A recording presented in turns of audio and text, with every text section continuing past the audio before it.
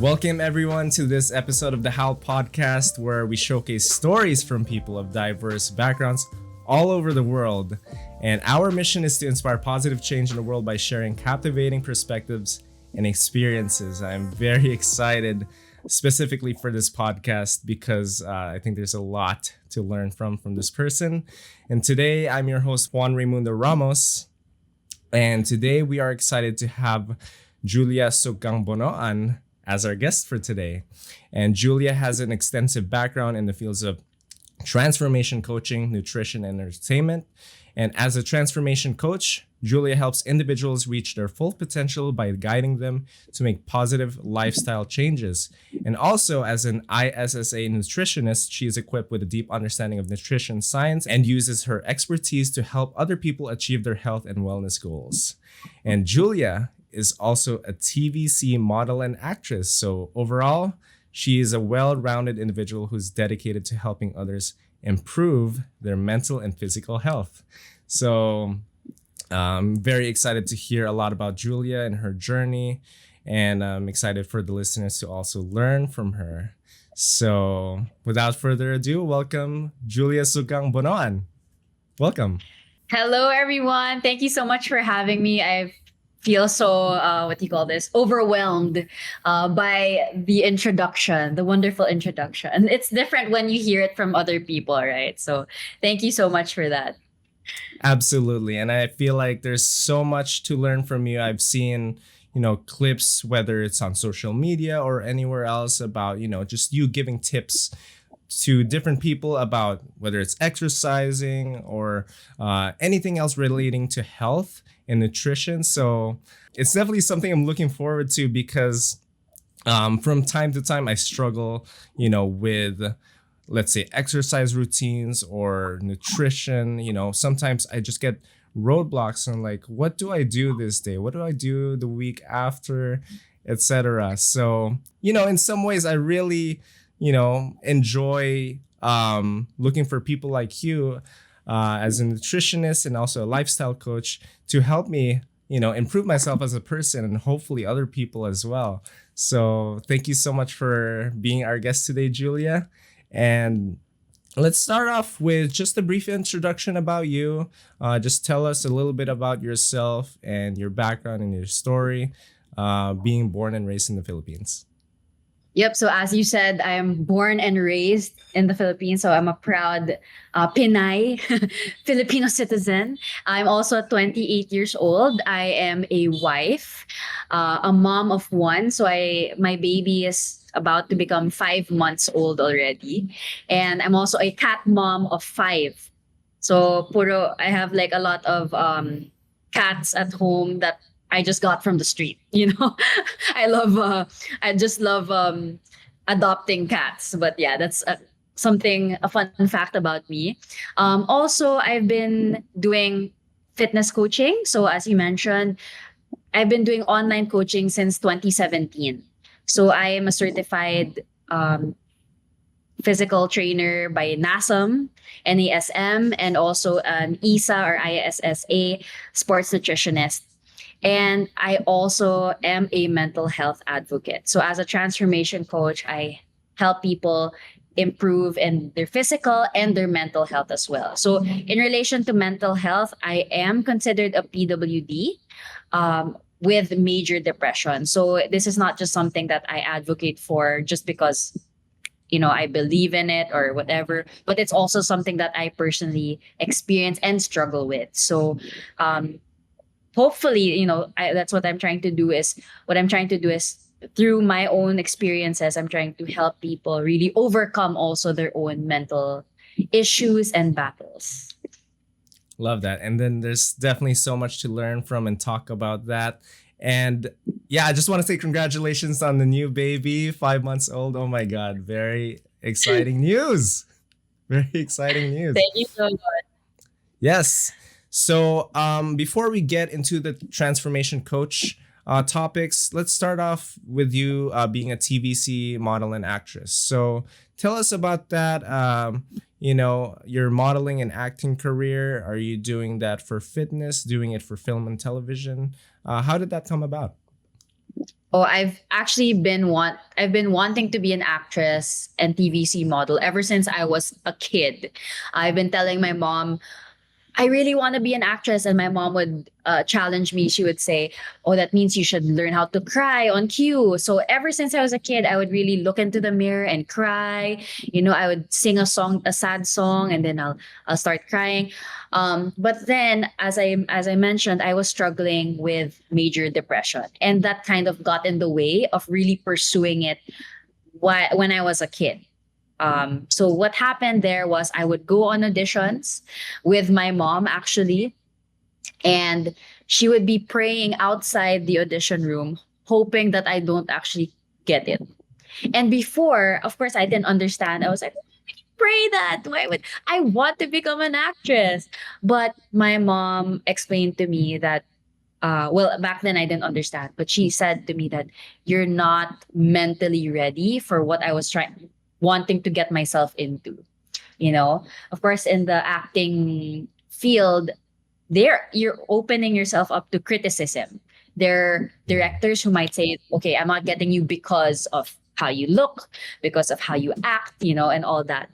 So no, with my mom knowing how I was mentally, she knew I wasn't prepared for that. And if I actually got a role back then, I probably would have gone down like um maybe a dark I would have been probably in like a really dark place at that time. So thankfully, you know, these projects in modeling and in acting came at the right time. Actually, it mostly came in during the pandemic. So where we were all like isolated, I did my auditions online and got roles still. So I had to show up to like tape recordings with like my mask, and everyone else was in their mask and all that. But I'm so happy that I was able to sort of fulfill that. I am able to fulfill that dream, even if it came at the a very unlikely time during the pandemic. Um, so as an actress, I'm continuously learning about how to improve in that field. By I joined Star Magic in ABS-CBN, which is a known channel here in the Philippines and a known workshop also in acting. And in terms of modeling, I do modeling more for like fitness and wellness also. Yeah, so basically that's what I do as a TVC model and actress. I love that. And then, what kind of projects were you involved in as an actress? Were you involved in narrative sort of movies, or yeah, what were you involved in? Mostly commercials, ads, but I want to be able to actually be in a movie soon. So hopefully, right now I'm still a hands-on mom. So while Frankie, my daughter, is still 5 months old, and as a mom, exclusively breastfeeding mom, of course, I'm like super hands on. So while I am, devoting a lot of my time on her and taking care of her, I'm using this time also to learn more about the craft. So eventually, when she's a little older, her mommy can go on movies and more like serious acting gigs also. Yes, and yeah, I know how hard that can be, and even in the entertainment industry where a lot of people want to pursue acting, it's a very competitive field where people get constantly rejected and be told by casting directors, no, we want something else. But I don't think it's to be taken personally. I think it's just that it's just such a competitive field, and then there's so many people applying for the same role, and it's just a difficult field to begin with. And then once you finish another project, you start over, you audition again, and you audition for another role. So it's definitely such a hard way to break in, I guess. So just kudos to people, including you, who are just trying their best to make it into the industry. And I don't know, we'll see. Hopefully we'll work together, we'll see. I don't know. um I'm game for it. I'm open for it. Let's do it. So let's transition now into your role as a transformation coach. So for the listeners who have never heard of that term, what is the definition of a transformation coach? Yeah, basically, it's more of like a holistic, approaching fitness in a holistic way. So, not just talking about the physical aspect of fitness, but more so in mental health. So, whenever I handle my clients, I always tackle the three pillars of fitness, which are exercise, nutrition, and rest. So, I don't just approach fitness and just like, okay, let's just do this exercise and you're good. Because sometimes I want to be able, I also graduated with a degree in psychology. So I think that also contributed to how I approach fitness and how I'd like to understand people better. I want to see the other sides to them and not just like how they perform in their exercises. Because if they're not performing in their exercises and I just judge it based on like, okay, maybe you just don't have the motivation, goodbye, then um, I won't necessarily be able to help them really get back on track and find that motivation again. So I need to see the other sides to fitness. How is their rest? Are they getting enough sleep? Are they eating well? Maybe after the workout they're like eating junk and all that, right? So maybe that could also be an aspect to why they're not improving. So the reason why I wanted to pursue fitness in this way is so that I can understand people better. And this is also something I ask these same questions I ask myself also. I try to give myself that same understanding and not just look at myself in just one way, but understanding, okay, Julia, you have to forgive yourself also because maybe you're not resting much. So I want to treat other people the way I also want to be treated. That's amazing. And in terms of fitness, I can say the same thing about me whenever I'm not motivated to exercise or go to the gym. Sometimes there's just stuff that's going on. Sometimes I'm just not getting enough rest. There's a lot of factors that go into exercise, and just not. It's not just all about. For me, it's just not just all about just staying in that habit or whatever. There's other factors also that come in the way, which I really appreciate transformation coaches in that aspect. So, yeah, what inspired you to become a transformation coach? Was there a spark that happened before? Was it a recent thing that you just, thought about? Or, yeah, how did it all start? What inspired you to pursue the career? Yeah, it'd be funny if I just woke up and I'd be like, oh, I want to be a transformation coach. But actually, it was something that I never thought I would end up being. Like, literally, as I mentioned, I've wanted to be an actress ever since. So I thought that would be like my full time career.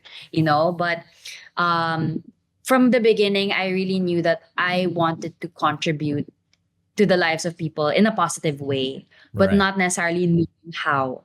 I've been an athlete since I was 7 years old. So I think that's where the spark in my love for fitness started. I play soccer until now. I'm a competitive athlete in soccer, in not ultimate frisbee, used to be, but now also an obstacle course racer. Um, so yeah, I think it's because I pursued fitness through sports that people started asking me also like, how do I get fit? I guess it's inevitable for people to approach athletes also like, how do I get fit and all. I was a double varsity player back in college, so I represented the Ateneo de Manila University in soccer and in track and field. So for all my 4 years, except no, for all my 4 years in college, I represented soccer, and then for 3 out of the 4 years, track and field. Um, but then I realized back then I wasn't practicing a healthy lifestyle, and to think I was training 3 times a day. So I had soccer from 5:30 to 9 a.m. and then gym from like 4 to 6 p.m. I think, and then I had track training from 6 to 8, 9 p.m. every single day, then competitions on the weekends. So I was, in terms of exercise, I was getting it. Actually, in fact, excessively, but like in excess. But I was not eating right. I would only get 2 hours of sleep every day. I because I drive to work, and here in the Philippines, where you study is sort of far from where you live. That's how it is here. So yeah, I had to wake up extra early just to make it in time for my 5:30 a.m. training. Yeah, I wasn't, the rest wasn't there, the nutrition was there, but the exercise was there. So that's the imbalance, right, in the three pillars of fitness. And because of that, after college, I actually felt scared to even enter the gym. And to think that that was already my lifestyle, exercising every single day. I was scared to go to the gym because I thought that's how it was supposed to be. Now I have to be in the gym for 3 hours. And then I said to myself, okay, I want to start it right. I want to start it better this time. And I looked at what I ate. I checked like my rest. How am I mentally? And then I just wanted to go back into exercising in a sustainable way. So focusing on just conditioning, and then conditioning enough for my sport and not doing it in excess. And from there, getting it right this time, I was right. That's what inspired me, and experiencing the benefits itself inspired me to share it with other people who don't actually know that it's possible to be able to balance all three, and the importance of balancing all three. um, and I noticed that a lot of my like fellow athletes, they would have this, they would shut themselves out in terms of like getting advice also, because I experienced that myself. Like, why would I get advice related to fitness from other people who don't even exercise when I am an athlete? Like I should know, I should know what I'm doing. I had that pride before, but that's what stopped me from really learning to unlearn things. So I needed to not necessarily start from scratch, but learn to humble myself enough to really absorb things that will really help me grow. So yeah, from there, I just felt that urge to share it with other people. And one of the first few people I shared it with was actually my dad. And my dad is the one who introduced fitness in my life. He's actually an athlete also. He was also a double varsity athlete, playing soccer and track and field. So that's where I got it. In Tagalog, pinagmanahan. So that's where I was able to get that trait from him. But on his end, even if he was working out a lot, even now at the age of 58, he does push-ups every single day. I he wasn't focusing on his nutrition. He wasn't prioritizing his nutrition. And because of that, he has these illnesses, diabetes, hypertension. Um, in Tagalog, they would call it diabetes, diabetes. So, yeah, he has all sorts of these illnesses. And I told him, I tried to help him out in the nutrition aspect. And now, like, his doctor is asking him to lessen his maintenance pills, his medicine, and his sugar level has been normal ever since then. So it's like we exchanged like wisdom in a way. Like he shared imparted sports to me, and I shared my knowledge on nutrition and rest. And now it's so nice to be able to see my loved ones live their best life, in terms of fitness, being fit. So he's now a grandpa to my baby, but he is the type of grandpa who can run, who can do push-ups, who can, who's fit enough to play with his grandchild. So it makes me so excited to see that my parents are fit enough to witness their grandchildren. Love that. I love it. And I think the key word is balance, right? The one that you said when you were working out 3 times a day in a very intense workouts the whole week.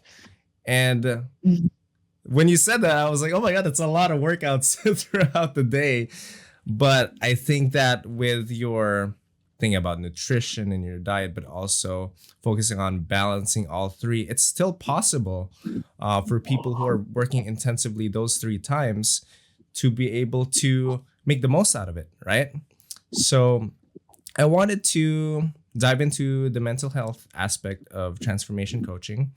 And do you have any stories or examples of people struggling with mental health or mental instability or well-being that you've helped in the past, whether it's through, either just giving them tips or you guiding them, along the way? Yeah, do you have any stories about that?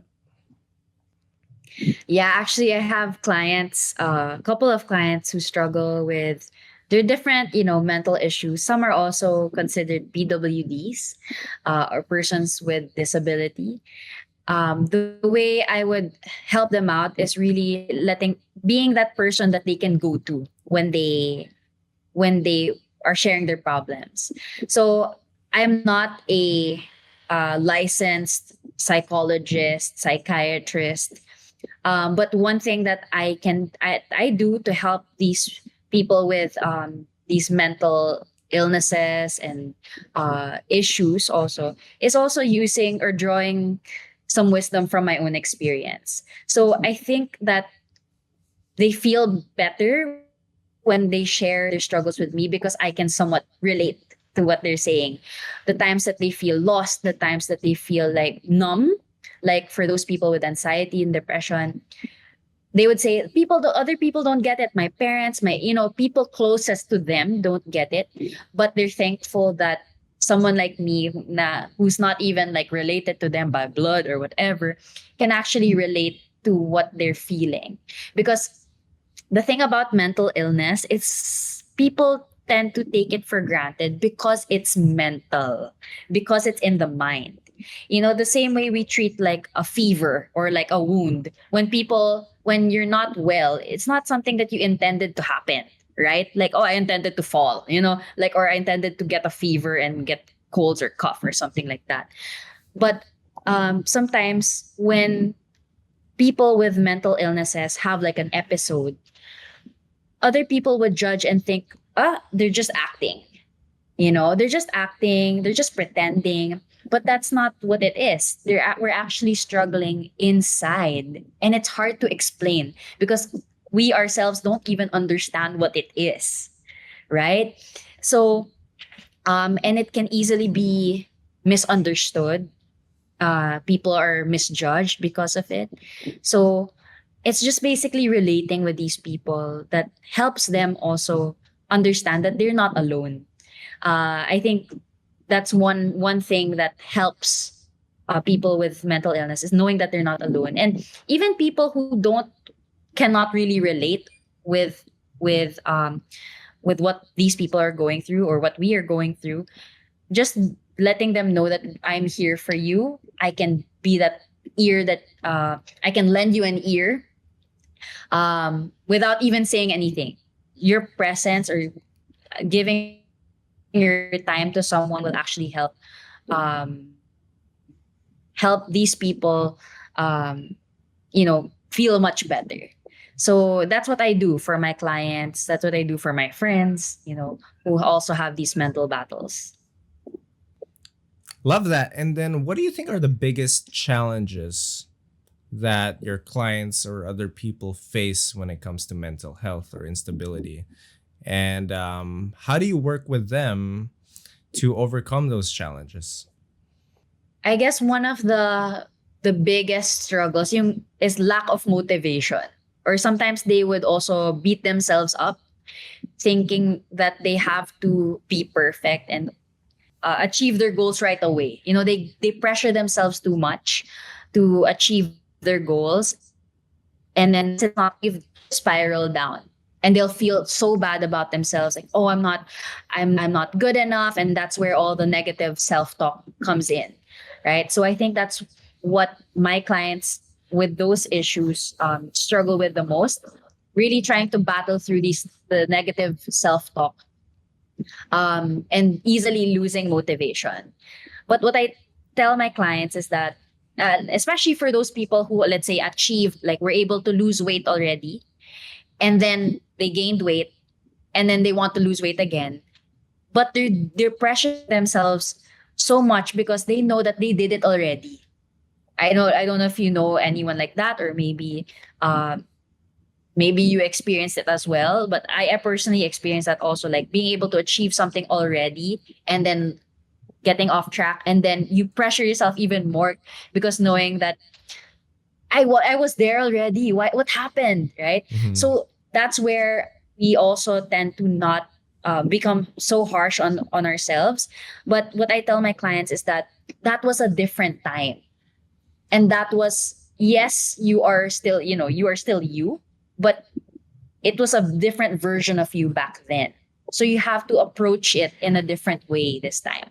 So an example is like, um if like my clients were got fit when they were students, when they were like walking around campus, when they were more active, and then they gained weight when they started working, and they're thinking, I lost the weight like 15 pounds already before. But you're in a different situation, you're at work now, perhaps you even have a kid, or you have more responsibilities. So you have to change the approach. You have to be more forgiving towards yourself, and really listen to your body, and um, also give it the praise that it needs.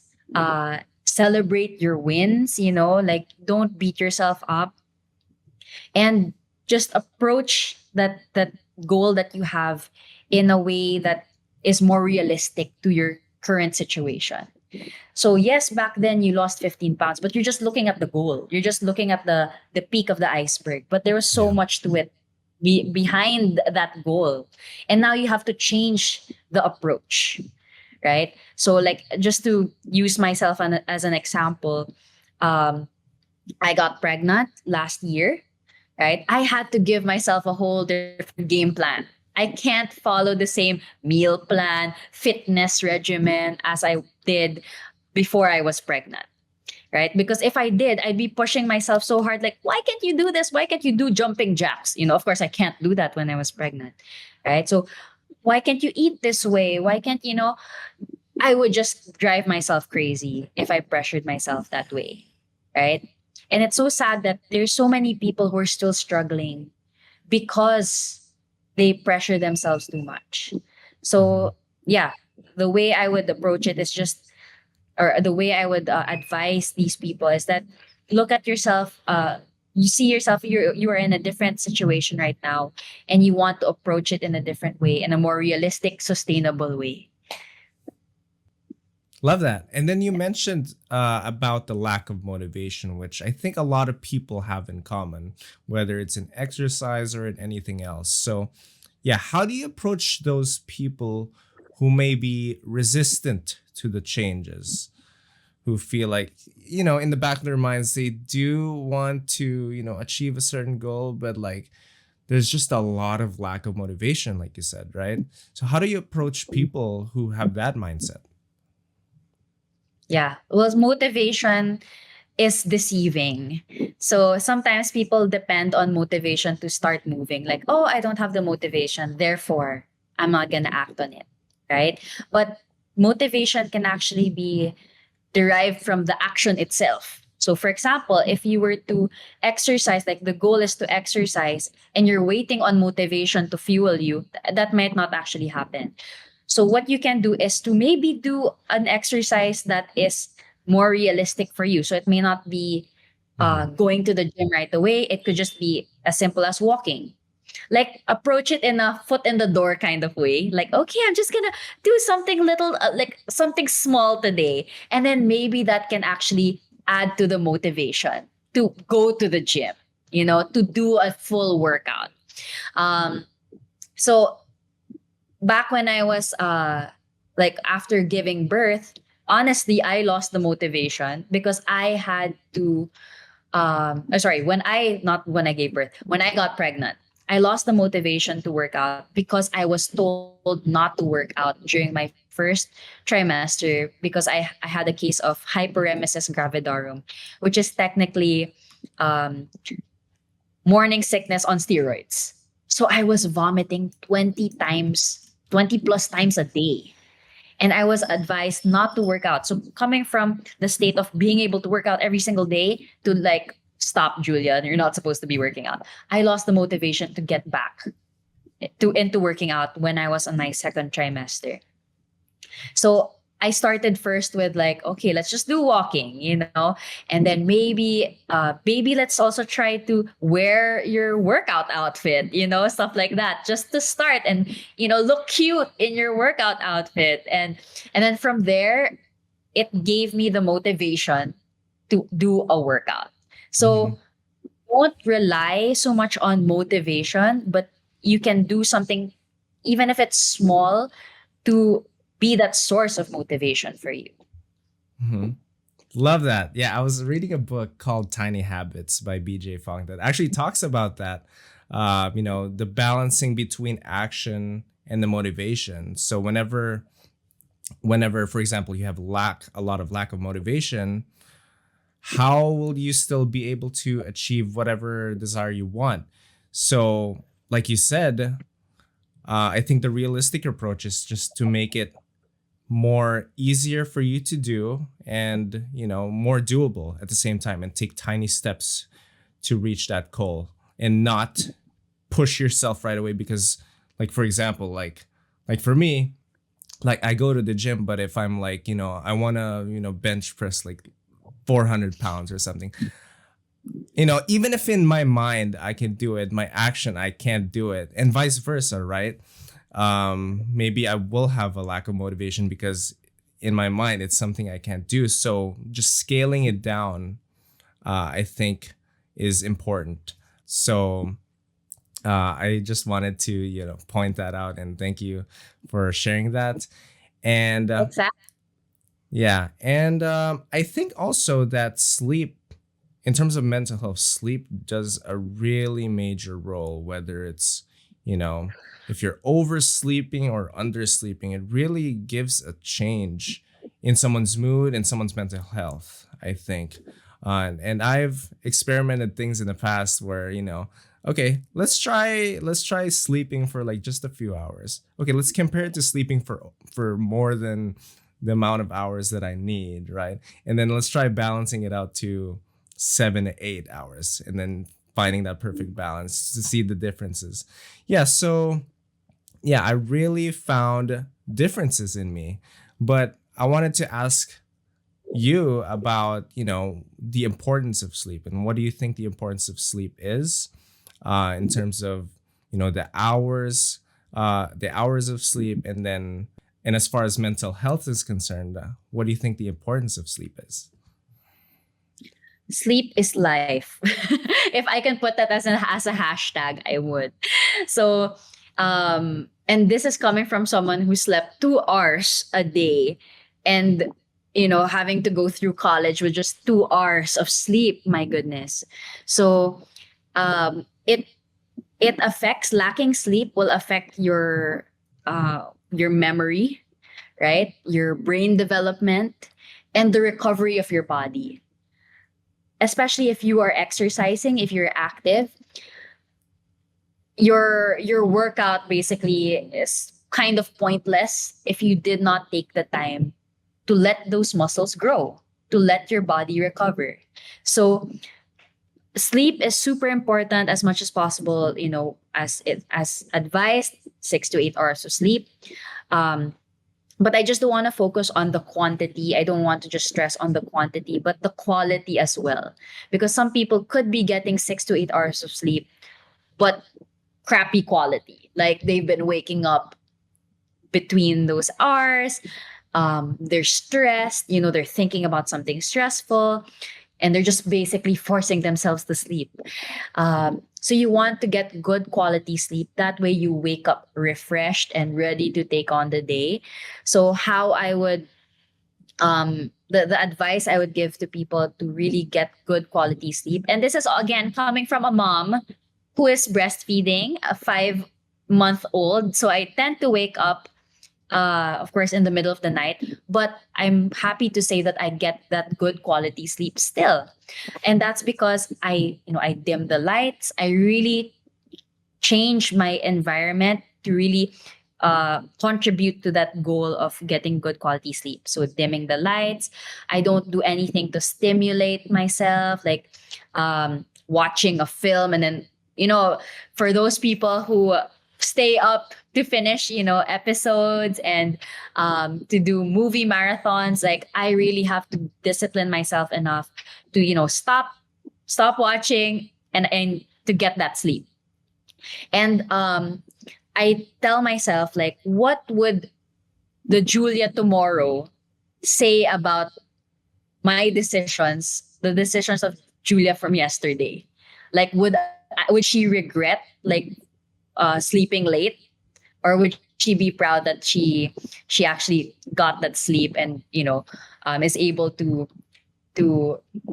be 100% present for the next day. So like I want to think about it in that way, that I don't want to regret not having to sleep, right? Because I mean, I'm sure for anyone who's listening, you've experienced waking up and you're like, oh, I want to go back to sleep, but you don't actually have the time to, because you already have to work and all that.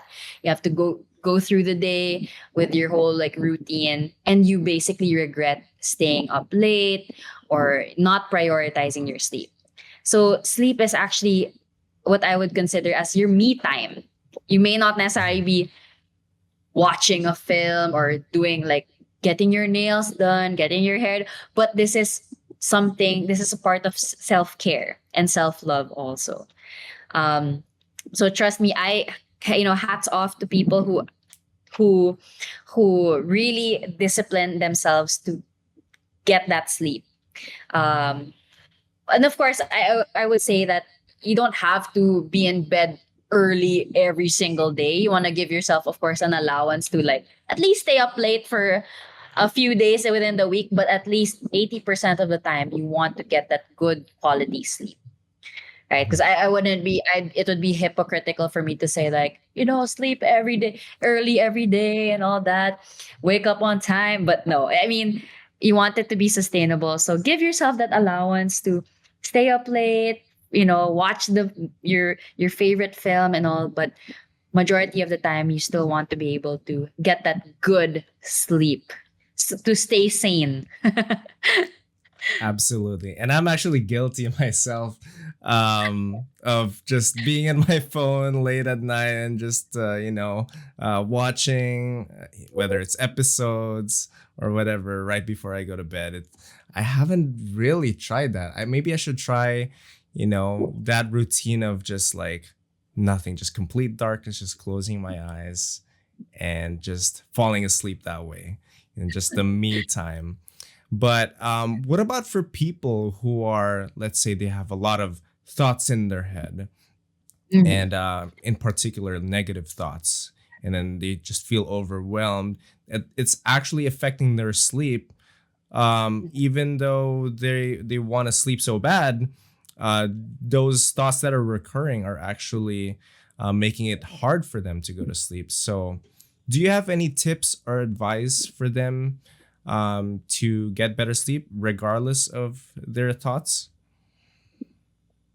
I actually handle people with that same problem as well. What I advise to them is to do a brain dump. So journaling actually really helps because, of course, it's so hard to be able to sleep with those thoughts in your head. Um, so a brain dump is basically just dumping all these thoughts on paper. Because if they stay in your head, it becomes so overwhelming, right? But if you dump it on paper, you'll be able to also cross out what actually doesn't matter right now. Like if it's not troubling or it's not concerning for the next 5 days, 5 months, 5 years, then it's worth crossing out. Because if it stays in the mind, everything is, you know, if you segment like important, not important, urgent, like that. Parang everything is important and urgent if it's in the mind. But if we put it on paper, we can categorize, okay, this one's not important. You know, I can worry about this some other time and all that. So it will segregate it. And if you think about it, when you look through all that, okay, the only thing that is concerning, or just like these top three. So I would advise them to like encircle like the top three, the most concerning matters, and then plan an action plan for it. It may not that you may not necessarily have to do right away, but at least it's already, you're in the works of making it less of a problem for you. So if it's something like you're in debt, that's something that's troubling you, and you're like, I can't sleep, then encircle that and then put an action plan. Maybe I need to talk to someone, maybe, seek help from somebody.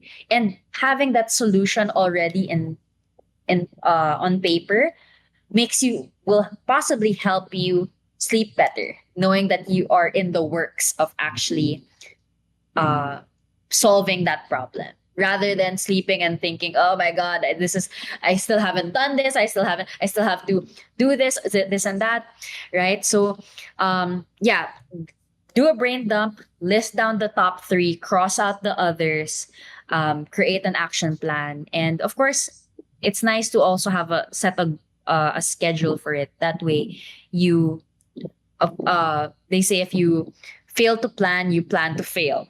So if, let's say, it's in the works and then you're not necessarily serious about taking action and solving it, then it might be the same thought that you're going to think about every single night, and that's not what we want. We want to actually cross out those encircled concerns. So yeah, a brain dump will help, and of course, seeking help from mental health specialists is also one of the things I would recommend. They are there to help us, and before talaga they would consider you as quote unquote crazy if you sought help from a psychiatrist, right? But thankfully, the world today is opening themselves up to the idea of seeking help from these mental health specialists. So hopefully we take these opportunities to get help, because it will really benefit us in so many ways. I agree. And guys, listeners, definitely take these tips and yeah, write a journal.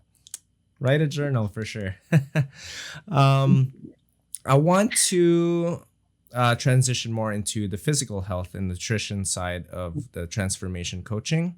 So, how does nutrition impact mental and physical health? And what are some foods that can help boost energy levels and mood as well? Well, I'd like to start with how nutrition can affect us in the mental aspect, and I think we experience this through binge eating and stress eating, right? So a lot of people tend to, of course, we gravitate towards food to relieve our stress, and because food just makes us happy, it's meant to make us happy.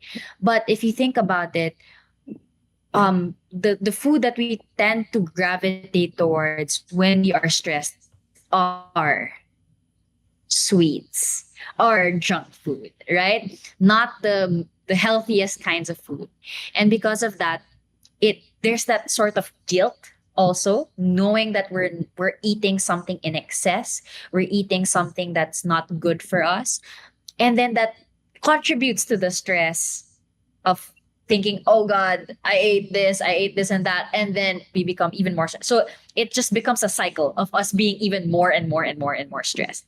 So food will actually help improve our mood when we change that cycle to, if we are stressed and we tend to gravitate towards food to give us that relief.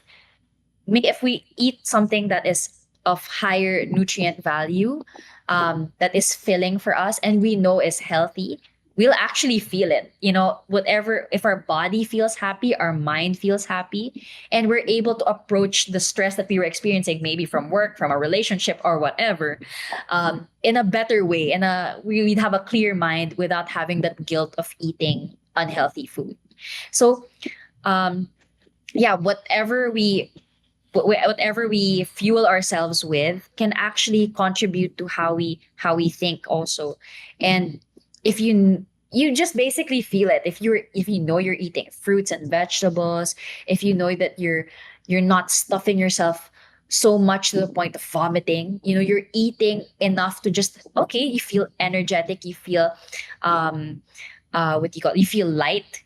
It just makes us feel good, and it makes us what do you call this? It gives us that, also that positive mindset, knowing that we're Mm-hmm. going to be uh yeah, whatever, we'll be able to overcome whatever challenge that will come our way for that day. So yeah, nutrition is such a, it can be abused sometimes, by people, by not eating the right foods, and especially if they don't actually stop and think about, wait, I need to fuel myself with the right food. Like, if there, for people who are living on their own, there came a time where I lived on my own, and I just bought based on what I felt like I wanted to, felt like eating.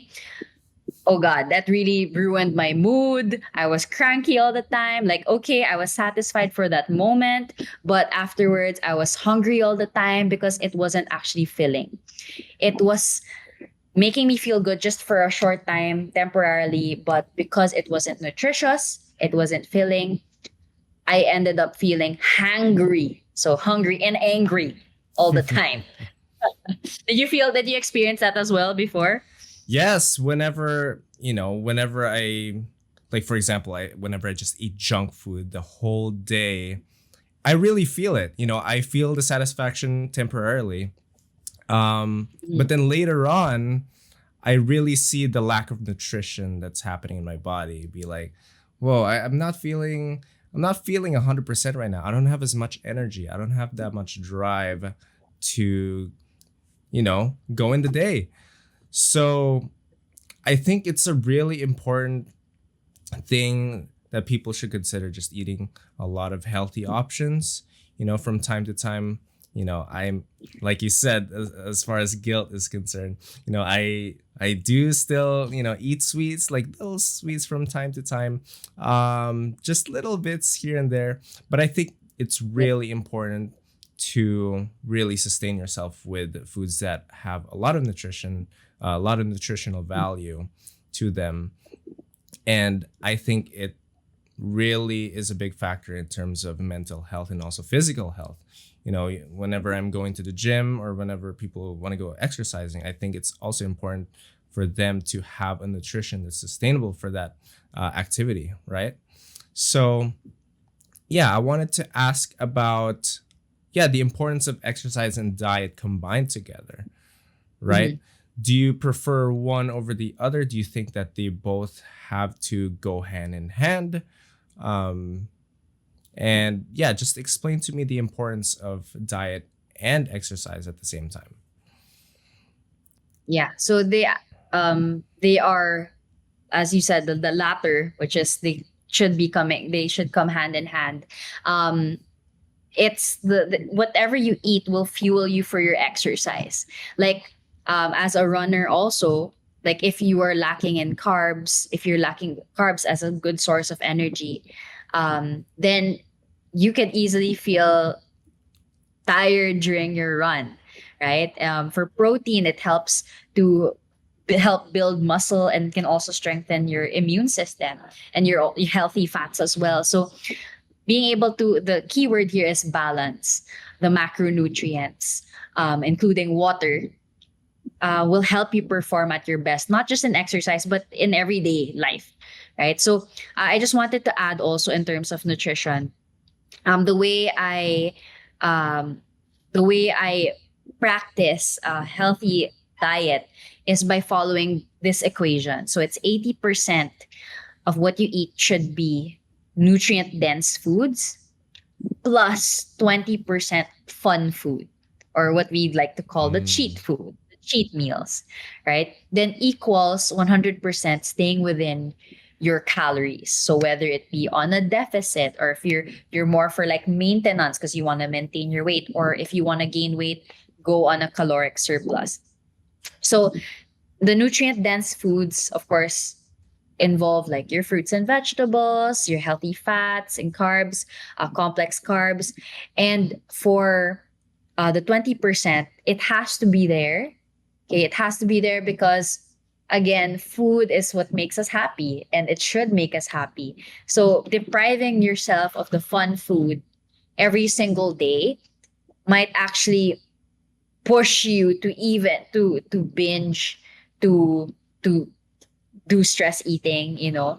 But if you treat yourself, like as you shared, you treat yourself once in a while in moderation, then you won't actually feel that repressed feeling of like, oh my god, I haven't taken this pizza in so long, I'm gonna eat the whole box, you know. um so I personally crave for cake. I love cake, and what I would do is I would buy just the smallest size of cake. So of course, if I was repressing myself from cake, I would probably buy the whole cake, the biggest Okay. size, right? But because I give myself that allowance every single day, I have that control to actually buy the smallest cake, right? And then I'm able to just get like a small piece every single day. And this quote unquote discipline of being able to portion the fun food is because I am not depriving myself. I know that tomorrow I'll be able to treat myself again, right? But if I know that tomorrow wala, I'm back into 100% healthy, clean eating, you know, I might actually want to buy an entire cake for myself at some point. So, yeah, it's okay to treat yourself once in a while, but of course, of consulting still with your doctor what is healthy if you have certain conditions, you know. I wouldn't want you to quote me and like saying Julia said I can eat my cake, you know, but it's not for you. But yeah, just um of course get a clearance from your doctor of what you can and cannot eat. But the idea is to be able to treat yourself once in a while and not punish yourself, because who would want to have an aversion to eating, right? Like that's something that gives us so much joy. And again, will help give us that energy to exercise and go through our day-to-day life. I definitely agree. And what's your favorite cake? Chocolate and mocha cake. And yeah, and caramel. Like yeah. So anything that's like chocolate mocha. Nice. That Yeah. sounds so delicious. Just talking about food now makes me want to eat it already. Right. Yeah. So, yeah, I want to dive more into the habits of people now. You know, some people have a goal or desire, but, you know, from time to time, you know, people may not achieve that because of their habits, whether it's their scheduling is concerned, whether it's something else that's happening in their life. So I think habits play a major role when it comes to fitness, when it comes to nutrition or diet. How do you help people create sustainable habits, like your clients or other people, you know, um, that will help them in their overall health? When it comes to habits, I follow like this 20-second rule. So I'm not sure if you've heard of the 20-second rule before. So the idea here is if you want to build a good habit, you want to make it 20 seconds easier for you to achieve it or to do it. So if it were to exercise first thing in the morning, if you are wearing already your workout attire, that makes it 20 seconds easier for you to Hmm. start working out. Or if your gym equipment, your workout equipment, or your setup is already there, you know, you don't have to prepare anything else to jump into your workout. So that's what makes it easier for you.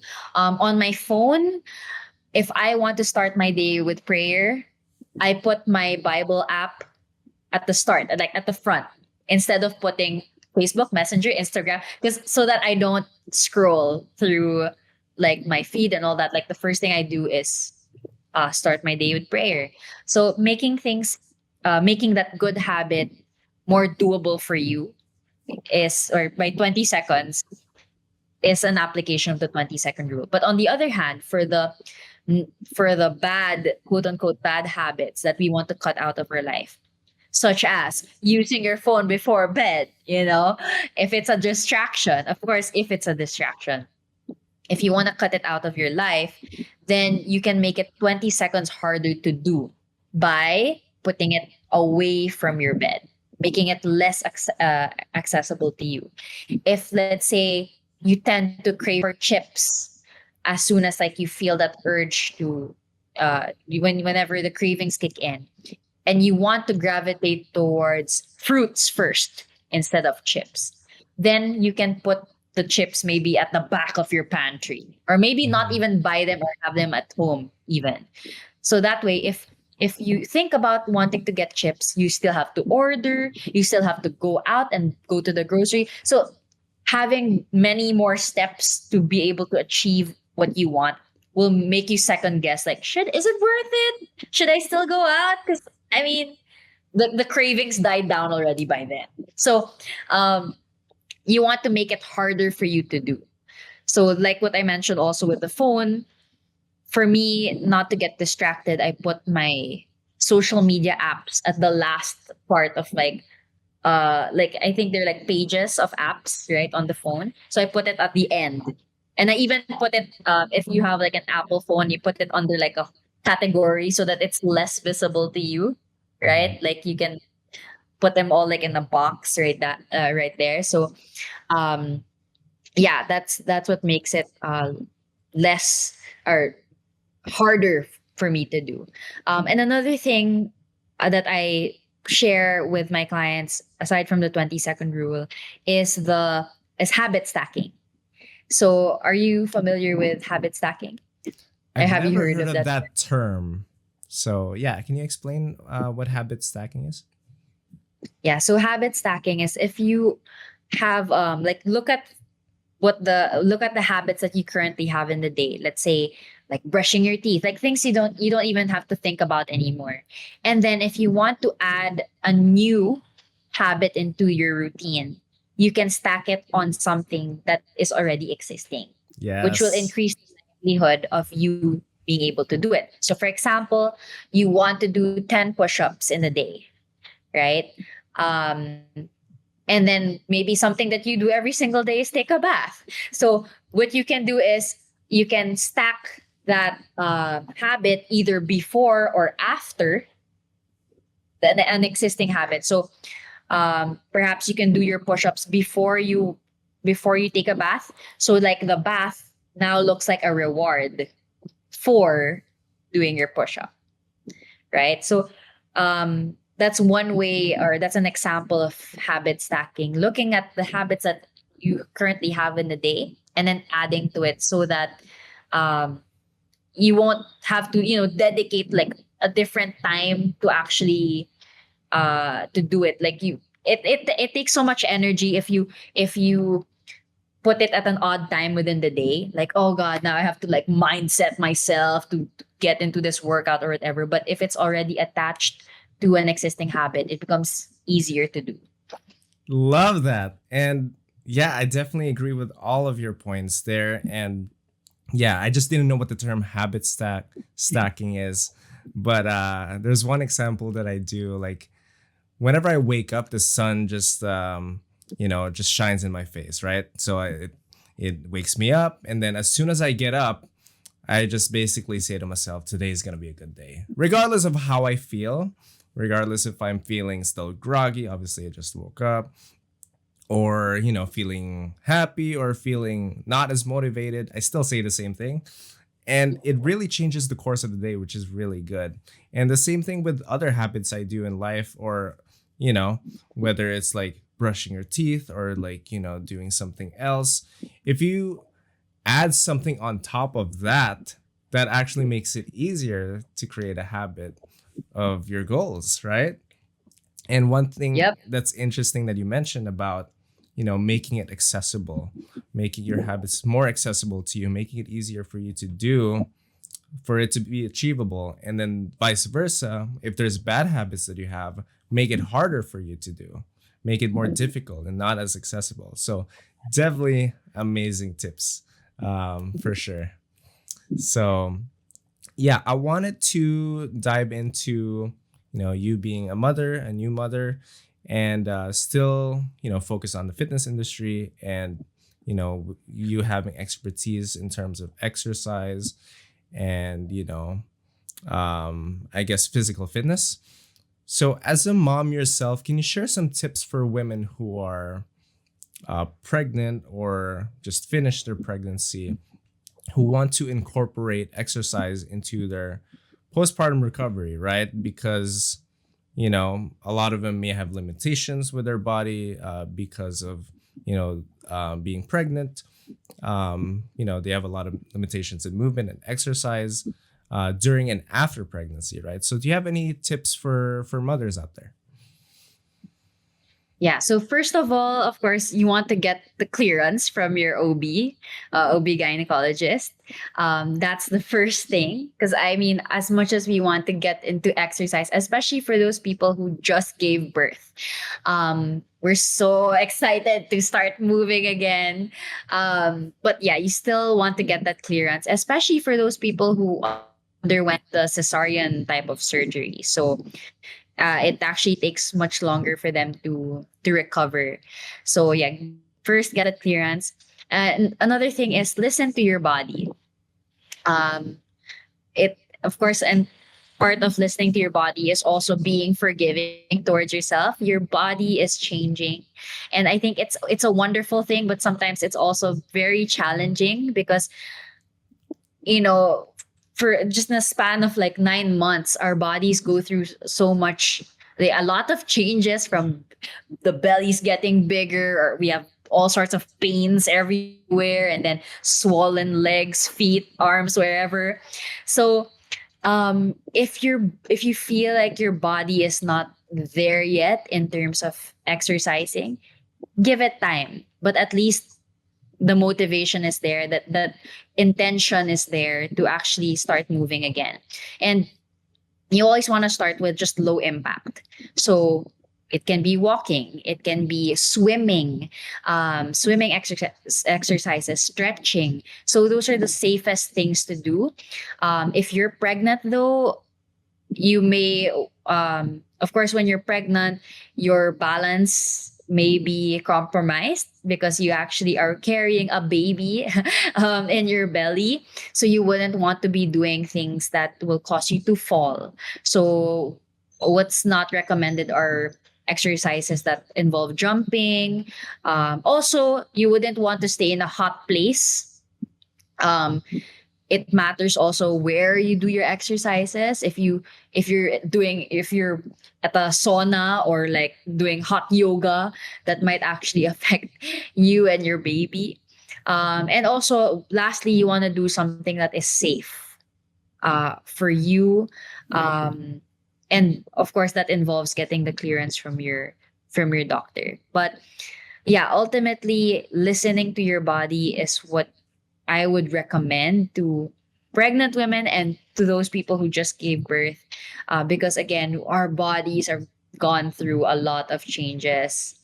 So we can't expect it to perform the way it used to be, or it used to before we were pregnant. So, and this is me as someone who's competitive. Like I like to compete with myself, like my past Mm-hmm. self. Um, yeah, I had to accept the fact that my body is not going to be recovering so fast to the point that I'll be right back from where I used to be. Like I just recently joined a Spartan race. So I'm almost 5 months like postpartum, and I did a Spartan race. But it was like an open category, so no pressure in terms of like meeting a certain time and being able to do all the obstacles.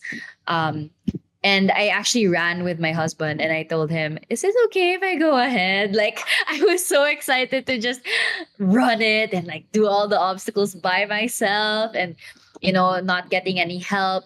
My body has changed. Like my belly is of course the skin in my belly is looser. Although I am thankfully back into my old weight. But of course, the strength is not as I wasn't. I'm not as strong as I used to be. But yeah, as I was going through the run, I had to tell myself, listen to your body, listen to your body. If you can't do it, don't force it, because doing things too soon, uh, too fast can actually cause an injury. And that will, I mean, I just gave birth. Why would I want to get myself injured? That might actually, instead of being able to get back into being active, I might actually risk getting, inactive because of an injury. So yeah, you don't want that. We already went through 9 months of being pregnant. We want to we want to be safe and do things that non-pregnant people can do.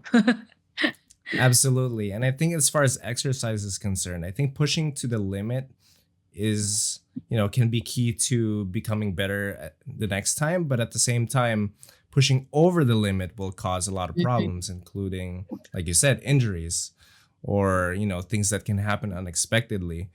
And then when that happens, now you have to wait till that part of your body recovers, and then it'll take a while for that to be finished. So yeah, I think a lot of people, including me, have a tendency sometimes to push over the limit.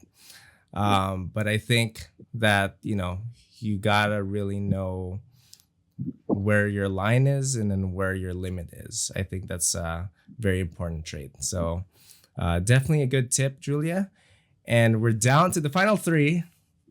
And this section is just mostly advice for the listeners who are listening to you as a transformation coach. So the first one will be, can you share some tips or strategies for listeners who might be struggling with mental health issues such as stress, anxiety, or depression? It's a very broad subject, so you can answer however you want. Actually, these tips I would also tell myself, as it's something that I continue to struggle with. Um, Number one would be knowing. Number one is know that you will actually get the help that you need. Sometimes we stress about not being able to solve things right away, but it's and sometimes we have to just wait for tomorrow to come for the help that we need to come, basically. Because sometimes I personally pressure myself, like, I need to solve the problem now, you know and that's actually what contributes to me spiraling down. As someone with major depression, I have experienced being suicidal. Like, I've experienced like having suicidal thoughts, and because I feel like, oh, the only solution is for me to just disappear and be gone. Because I'm already thinking of just now. But if with the idea of I'm gonna get the help that I need, and that is a promise and that's a guarantee, even if I don't know where I'm gonna get that help from, but I know it's gonna come, that will make me look forward to tomorrow and take it easy on myself that I don't have to solve it right now. Mhm. Right. So yeah, that by having that idea in my head takes the pressure off me, that I'm not alone. I'm going to get the help that I need. It may not be where I expect it from, to get the help from, but it's going to come. So that's something that I want to share with those people who are struggling also. And yeah, so that's, you'll get the help that you need. In a way, you're also not alone. That's another thing that I want to share. You're not alone. There are so many people who are there to listen. We may not just be talking to those people, but I'm sure there are people who love you and who appreciate you and are open to listening to what you have to say, and the to hear about their problems.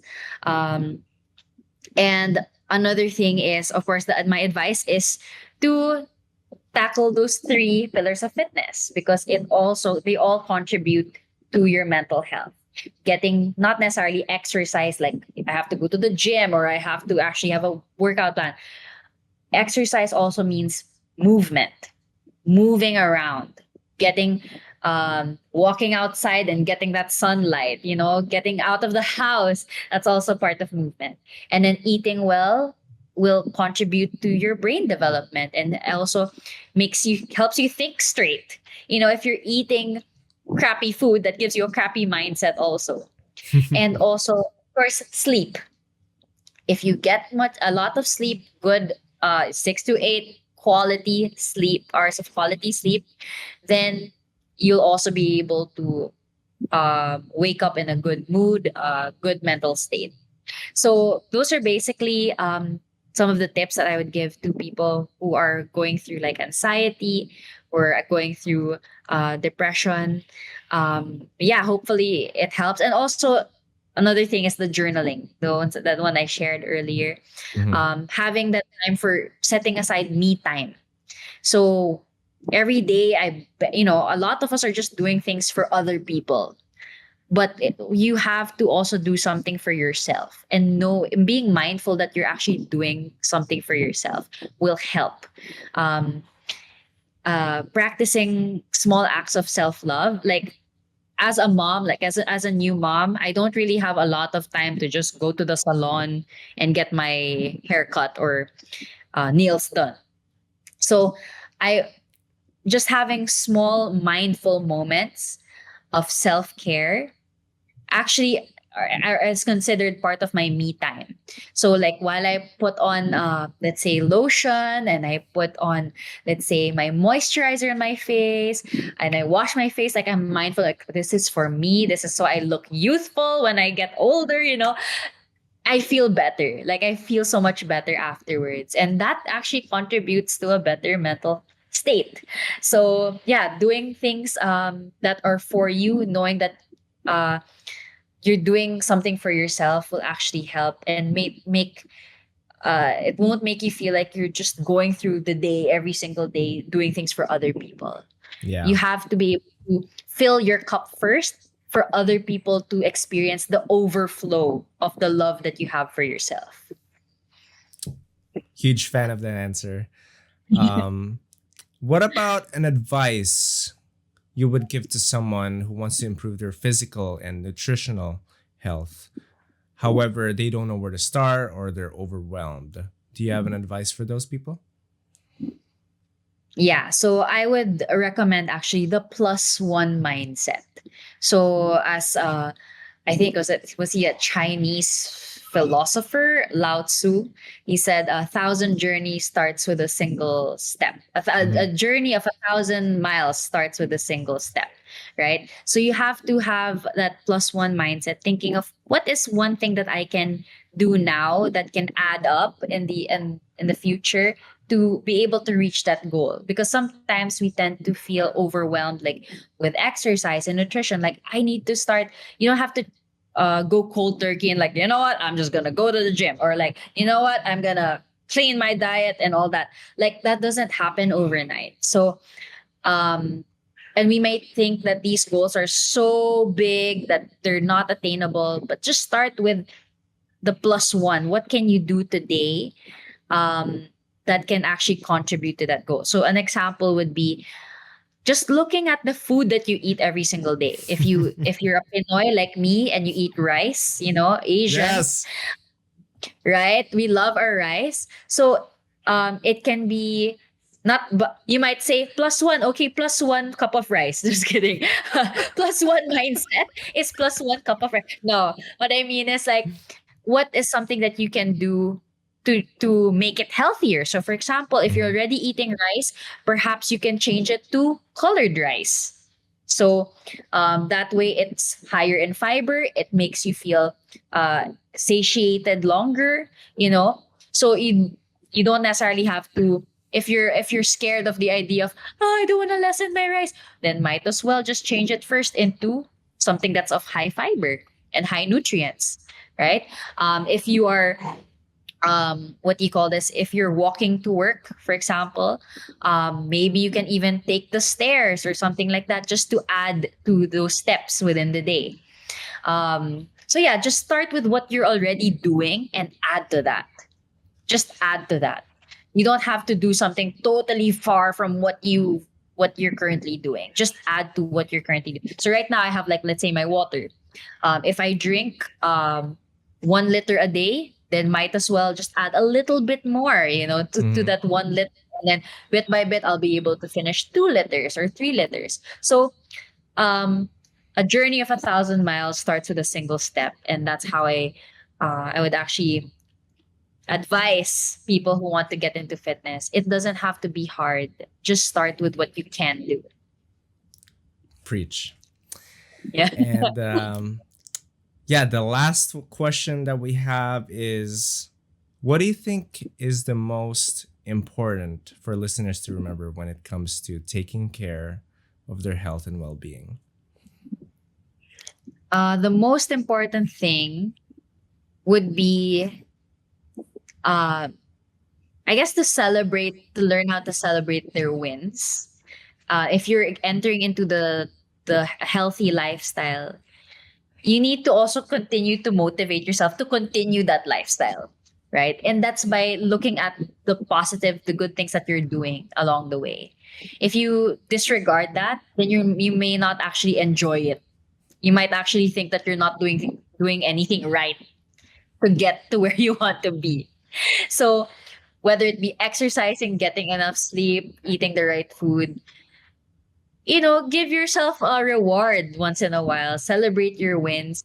And I do that actually by journaling. I write down what I'm thankful for, being able to really embrace that grateful, what do you call that mindset of gratitude. um I also look at wins of, like, how I feel that day. I don't just look at the scale, because some people think that the only win I can get is what I see on the scale. Not necessarily. So there's so much to what we see on the scale. You can focus on how you feel. If you feel lighter, if you feel better, if you feel more energetic, that's something that's worth acknowledging and celebrating. If you got a compliment from a friend, like, hey, you look happier. You may not necessarily look fitter or whatnot, but let's say you look happier. That's a win also. And don't be hard on yourself, like, oh, you're not even trying or whatever. But yeah, don't be hard on yourself. Take that time to celebrate. That way you are able to continue it and enjoy it. Because again, anything that you don't enjoy is something that you won't actually want to continue, right? Like, who would want Mhm. to stick to something that you're not enjoying? So look for ways to enjoy the journey, and that way you'll be able to sustain it. That's so perfect. And yeah, I think it's very important for people to celebrate their victories, their triumphs, and also, whether they achieve a goal, celebrate that, make it a positive mindset for you, so that you'll be able to do even better, maybe. So, such a good tip. And it's really been a pleasure having you on the show, Julia. And then I hope that the listeners really took their time to listen to what you had to say, and then just learn from everything, all your tips and advice that you had. I want to give the floor to you. If you have a shout out to your social media, where people can follow you in terms of your transformation coaching, etc. Yeah. So, first of all, before I share about where people can follow me, I'd like to say thank you for inviting me to your wonderful podcast. And I'm sure a lot of people have been, or are inspired and are learning a lot from the work that you put out, the content that you put out. So thank you so much for this platform that you've made available to all of us, for us to learn about uh, things that will contribute to the betterment of our lives. So, yeah. So going to my socials, you guys can follow me on TikTok and Instagram at I am Ramona Julia. And if you wish to avail of any of my services, you can just contact me through there. Yeah, I'd be happy to help you guys. Thank you so much, Julia. And it's just been such an amazing episode. And even I learned so much from you today. So thank you for being here. And we'll see you soon, Julia. Everyone, thank you so much for listening to this episode of The Howl. I hope you really got the chance to learn a lot from Julia and her expertise in the field of physical and mental fitness and her journey as a transformation coach. So thank you so much for listening to this episode, and see you next time.